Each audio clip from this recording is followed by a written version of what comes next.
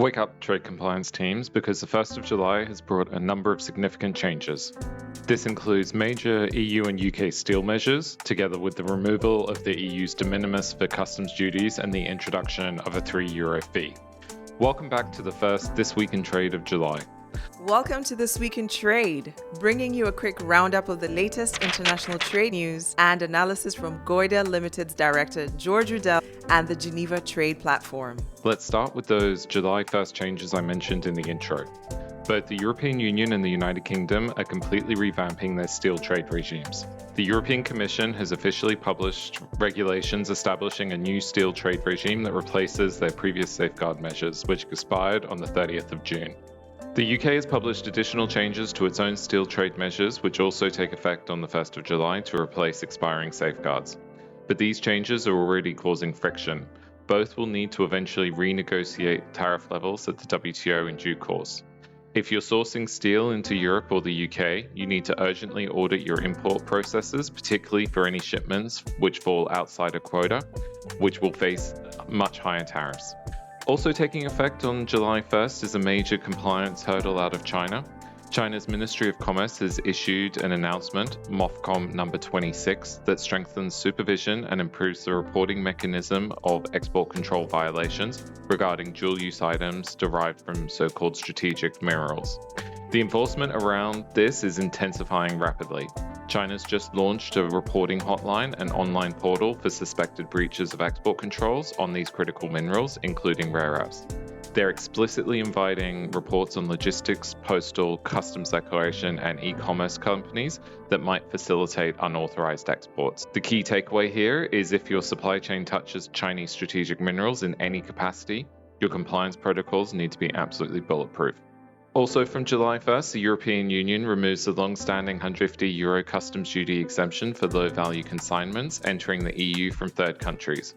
Under the Council agreement reached back in November 2025, it places a temporary flat-rate customs duty of €3 per item, assessed at the per-tariff heading within a consignment, applying to qualifying business-to-consumer e-commerce shipments, primarily those made by sellers registered under the Import One-Stop Shop, or IOS as it's known for VIP purposes.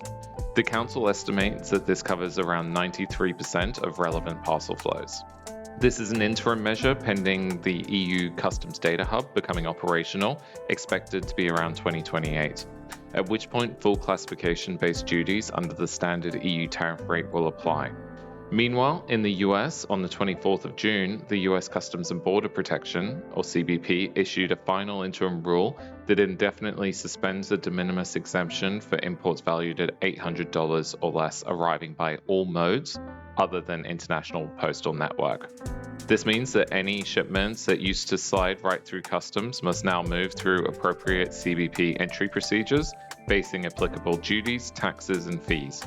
Postal shipments will also face a new entry process with strict bonding and data requirements. Businesses should revisit landed cost disclosures, return policies, and supplier terms if shipping into the EU or US, with importers needing to confirm the entry type workflows, duty calculations, and broker instructions.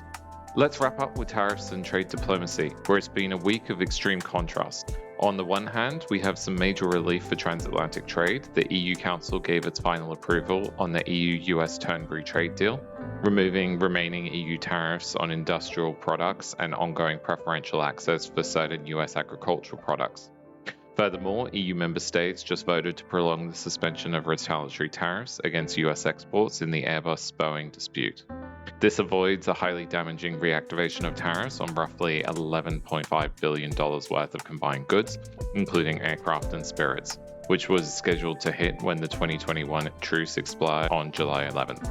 But on the other hand, the threat of new tariffs continues to loom large. Donald Trump just threatened a 100% tariff on goods from any country that introduces a digital services tax on US companies.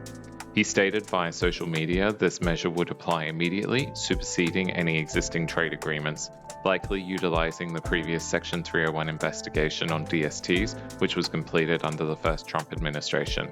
While not likely in the very near term, the risk of additional US tariffs through July remains a live issue, particularly with the Section 301 investigation into structural excess capacity still to be issued.